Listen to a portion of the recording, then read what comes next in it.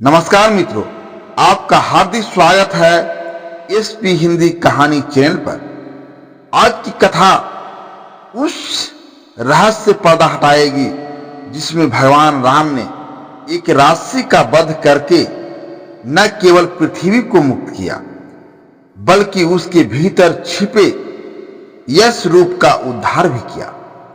आइए आरंभ करते हैं आज की अद्भुत आध्यात्मिक और रहस्य भरी कथा। कामवन की तपती भूमि पर वृक्षों की पत्तियां झुलस चुकी थी। बरसों की एक बूंद को तरसते सूखे पेड़ पौधे की दशा देखकर राम बोले, गुरुदेव, ऐसा लगता है मानो सूरज नहीं स्वयं अग्निदेव आकाश से धधक रहे हो। चारों ओर अग्नि वर्षा हो रही है।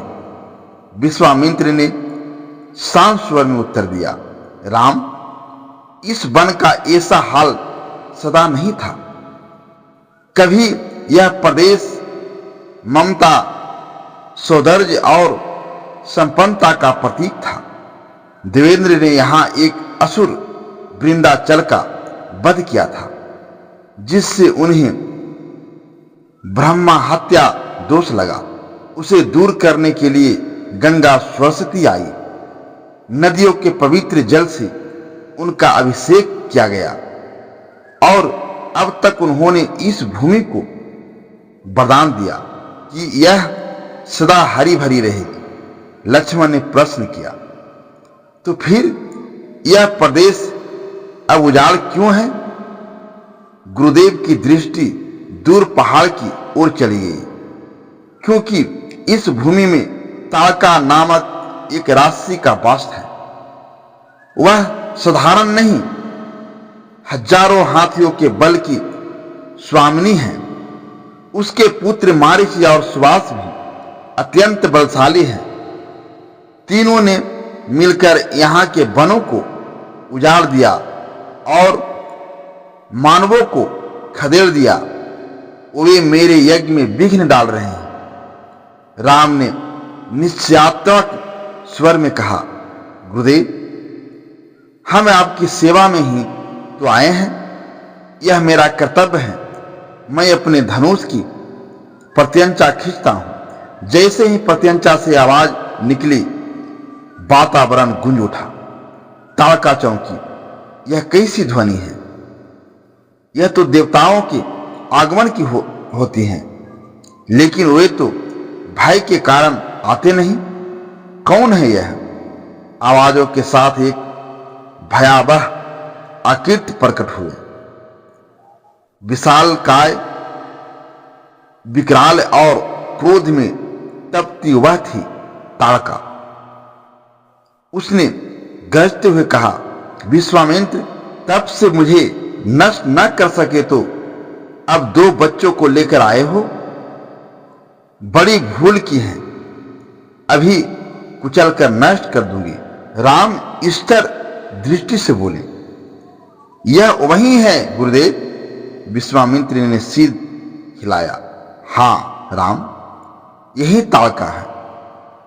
यह पिशाचनी तुम्हें छल सकती हैं, सावधान रहना।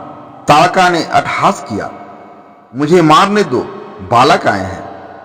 मैं तो उन्हें निगल जाऊंगी और डकार भी नहीं लूंगी। राम का उत्तर शांत किंतु दृढ़ था, तुम्हारा घमंड नहीं, यह सत्य है कि तुम्हारे अत्याचारों का अंत आज होगा। जैसे ही राम ने धनुष उठाया, लक्ष्मण ने भी अपनी तलवार थामी, किंतु राम ने उसे रोका। लक्ष्मण, वह स्त्री है।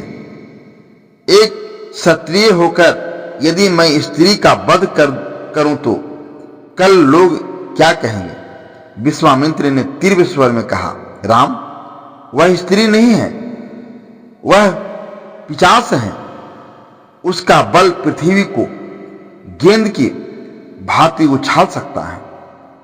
यदि तुम इसका वध करोगे तो आकाश भी तुम्हें धन्यवाद देगा।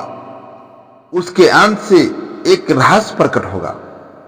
राम ने बिना विलंब के बाण चलाया और वह बाण सीधे जाकर ताड़का के हृदय में समा गया। एक भयंकर गर्जना हुई। ताड़का का विकराल शरीर धराशायी हो गया और तब एक चमत्कार हुआ। ताड़का का पिशाचिनी रूप तिरोहित हो गया और उसके स्थान पर एक सुंदर यशनी खड़ी थी। उसने फोल्डेड हैंड्स में कहा, स्वामी, हे परमात्मा, आप ही सत्य के रक्षक हैं। आज मेरे असुर रूप का अंत हुआ। मैं वापस स्वर्ग जा सकती हूं। मैं आपको प्रणाम करती हूं। राम स्तंभ थे। गुरुदेव, यह कौन है? क्या यह वही ताड़का है? विश्वामित्र बोले, हां राम, यह वही है। सुनो इसका इतिहास। सुकेतु नामक एक यश था जिसकी कोई संतान नहीं थी। उसने तप कर ब्रह्मा को प्रसन्न किया। ब्रह्मा ने उसे एक पुत्री दी, ताड़का, जो सैकड़ों हाथियों के बल की स्वामिनी थी। उसका विवाह सुंदन नामक यश से हुआ।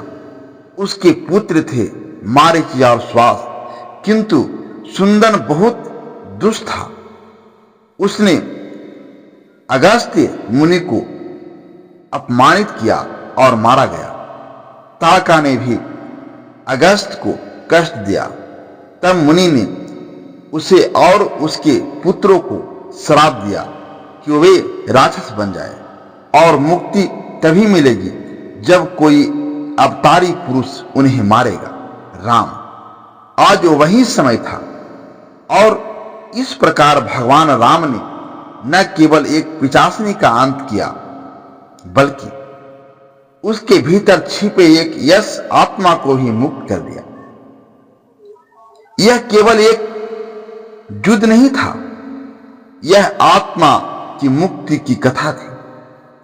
अधर्म पर धर्म की विजय और करुणा से पूर्ण न्याय की मिसाल। मित्रों, अगर आपको यह अद्भुत रहस्य भरी कथा पसंद आई हो तो एसपी हिंदी कहानी चैनल को सब्सक्राइब करना न भूलें। वीडियो को लाइक करें। कमेंट में जरूर बताएं कि आपको इस कथा का कौन सा भाग सबसे ज्यादा रोचक लगा, और अपने मित्रों और परिवार के साथ इस कहानी को जरूर शेयर करें, क्योंकि अगली कथा में आप जानेंगे जब ताड़का के पुत्र मारीच या सुबास प्रकट होंगे, तब राम का अग्निपथ याग भी चुनौतीपूर्ण हो जाएगा। मिलते हैं अगले भाग में एक नई कथा, एक नए रहस्य के साथ। धन्यवाद। जय श्री राम।